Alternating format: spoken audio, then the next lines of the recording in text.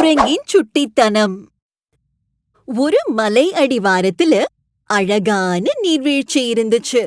அந்த நீர்வீழ்ச்சியிலிருந்து ஜோன்னு தண்ணி சத்தம் கேட்டபடி இருக்கும். அது போக அந்த பகுதியில இருக்கிற பறவைகளோட பூச்சிகளோட சத்தமும் கேட்டுக்கிட்டே இருக்கும். இந்த அற்புதமான சூழல்ல அந்த மலைக்கு பக்கத்துல இருக்கிற பலா மரத்துல ஒரு குரங்கு குடும்பம் வாழ்ந்துட்டு வந்துச்சு. அந்த குடும்பத்துல அப்பா, அம்மா, ஒரு குட்டி குரங்குன்னு மொத்தம் 3 குரங்குகள் இருந்தன. குட்டி குரங்கு மிகவும் சுட்டித்தனமா இருக்கும். மரங்களுக்கு இடையே இருக்கிற கிளைகளுக்கு மேல உட்கார்ந்து ஊஞ்சலாடும், வேகமா மரத்துக்கு மரம் தாவும், நிறைய பலாப்பழம் சாப்பிடும். இப்படியே மகிழ்ச்சியாக நாட்கள் சென்றன. ஆனா நம்ம குட்டி குரங்குக்கும் ஒரு ஆசை இருந்துச்சு. அது என்ன தெரியுமா? என்னைக்காவது ஒரு நாள் மலைக்கு மேல போய் நீர்வீழ்ச்சியோட ஆரம்பம் எங்கன்னு பாக்கணுங்கிறது தான் அந்த ஆசை. அதனால அப்பப்ப மலைக்கு போற பாதைய பாதி தூரம் போய் பார்த்துட்டு திரும்பிடும். ஒரு நாள் யாருக்கும் தெரியாம நம்ம குட்டி குரங்கு இந்த மாதிரி பல முறை முயற்சி செஞ்சிருக்கு. அப்பா குரங்கு குட்டி குரங்கோட இந்த வேலைய பாத்துட்டாரு. உடனே கோபமா குட்டி குரங்கு கிட்ட, இங்க பாரு, தனியா இந்த மாதிரி செய்யக்கூடாது. நீ பெரியவனானதும் நானே உன்னை கூட்டிட்டு போவேன்னு உறுதியா சொல்லிட்டாரு. சில நாட்கள் சென்ற பிறகு நம்ம குட்டி குரங்கும் கொஞ்சம் வளர்ந்துடுச்சு. மெதுவா அந்த காட்டை விட்டு பக்கத்து ஊரோட எல்லைக்கு போக ஆரம்பிச்சுது.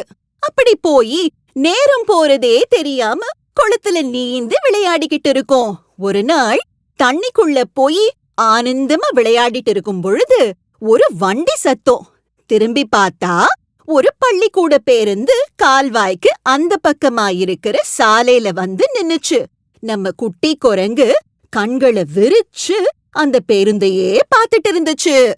2 நிமிடங்களுக்கு பிறகு பேருந்திலிருந்து சில குழந்தைகள் இறங்க ஆரம்பிச்சாங்க.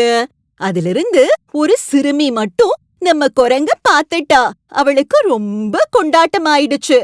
கொஞ்ச நேரம் குட்டி குரங்கையே பாத்துட்டு இருந்த சிறுமி பிறகு வீட்டை நோக்கி நடக்க ஆரம்பிச்சுட்டா. மறுநாளும் நம்ம குட்டி குரங்கு அதே இடத்துக்கு போச்சு. அந்த சிறுமியும் பள்ளி முடிஞ்சு அந்த இடத்துல வந்து பேருந்த விட்டு இறங்கினா. மறுபடியும் 2 பேரும் ஆனந்தமா ஒருத்தர ஒருத்தர் பாத்துக்கிட்டாங்க. இன்னைக்கு அந்த சிறுமி வேகமா அவளோட பைய திறந்து அதிலிருந்து ஒரு பொருளை எடுத்தா. என்ன தெரியுமா? அது கடலை உருண்டை. அத ஆசையா நம்ம குட்டி குரங்குக்கு கொடுத்தா. நம்ம குட்டி குரங்கு அத கையில எடுத்து அதையே பாத்துட்டு இருந்துச்சு. அப்புறமா வாயில போட்டுக்குச்சு. அத சாப்பிடுறத பார்த்தவுடன் சிறுமிக்கு ஒரே மகிழ்ச்சி. இப்படியே சில நாட்கள் சிறுமியும் குட்டி குரங்கும் தங்களோட நட்பு தொடர்ந்தாங்க. ஒரு நாள் நம்ம குட்டி குரங்குக்கு ஒரு ஆசை. அந்த ஆசை கடலை உருண்டைய தினமும் சாப்பிட்டா எப்படி இருக்குங்கிறது தான். அதனால மறுநாள் அந்த சிறுமிய தொடர்ந்து அவ வீட்டுக்கு போயிடலாம்னு முடிவு பண்ணிடுச்சு. குட்டி குரங்கு நினைச்சபடியே சிறுமி வந்ததும் விளையாட்ட அவ பின்னாடியே போக ஆரம்பிச்சுது. அந்த சிறுமி வீட்டை நெருங்கி வரும்பொழுது திரும்பி பார்த்தா ஆச்சரியம், குட்டி குரங்கு அங்க நின்னுட்டு இருந்துச்சு.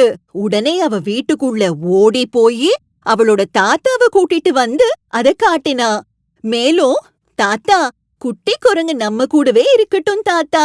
தாத்தா, நாம அதுக்கு சின்னதா ஒரு கூண்டு செஞ்சு அத தங்க வச்சுக்கலாம் தாத்தான்னு சொன்னா. தாத்தாவும் அரை மனசா சரின்னு சொன்னாரு. அதிலிருந்து ஒரு வாரம் குரங்கு மகிழ்ச்சியா எல்லா நேரமும் கடலை மிட்டாய சாப்பிட்டுச்சு. நாட்கள் மகிழ்ச்சியாகத்தான் சென்றன. ஆனா ஒரு வாரத்துக்கு பிறகு நம்ம குரங்கு ரொம்ப குறைவா சாப்பிட்டுச்சு. 2 நாட்கள் பொறுத்து ஒண்ணுமே சாப்பிடல. நம்ம சிறுமிக்கும் தாத்தாவுக்கும் மிகவும் கவலையாயிடுச்சு. அப்புறம் தாத்தா ஒரு யோசனை சொன்னாரு. என்ன தெரியுமா? நாம இந்த குரங்க அதோட வீட்டுக்கு, அதாவது காட்டுக்கு அனுப்பிடலாம்னு சொன்னாரு. அப்படி சொல்லி அந்த கூண்டை திறந்து விட்டதுதான் தாமதம். குட்டி குரங்கு ஒரே ஓட்டம் எடுத்தது. ஓடிக்கிட்டே பின்னால சிறுமிய திரும்பி பார்த்துச்சு. சிறுமிக்கு ஒன்னும் புரியல. அப்புறமா தாத்தா சிறுமி கிட்ட ஒரு விஷயம் சொன்னாரு. அது என்ன தெரியுமா? ஆமா, குட்டி குரங்குக்கு அதோட அம்மா அப்பாவோட ஞாபகம் வந்துடுச்சு. அதனாலதான் அது மிகவும் சோகமாயிடுச்சுங்கிற செய்திதான் அது. நம்ம குட்டி குரங்கும் காட்டோட எல்லைக்குள்ள போனதும் ஓட்டமா ஓடி போயிடுச்சு, அதோட அம்மா அப்பாவை பாக்குறதுக்காக. இப்ப உங்களுக்கு ஒரு செய்தி. காட்டுல வாழற மிருகங்களுக்கு காடுதான் வீடு. அவற்றை நாம வேறு எந்த இடத்துக்கும் மாற்றக்கூடாது. அப்பதான் நம்மால சுற்றுச்சூழலை சிறப்பா பாதுகாக்க முடியும். இப்ப குட்டி குரங்கு என்ன சொல்லும்? டாடா டாடா.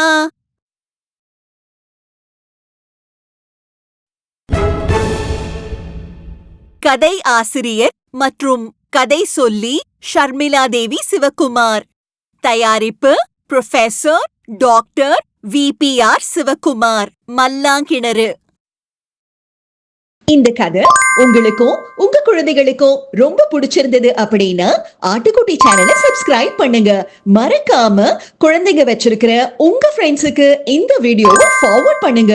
இது மாதிரியான பல கதைகளுக்கு நோட்டிபிகேஷன் பட்டனை கிளிக் பண்ணுங்க.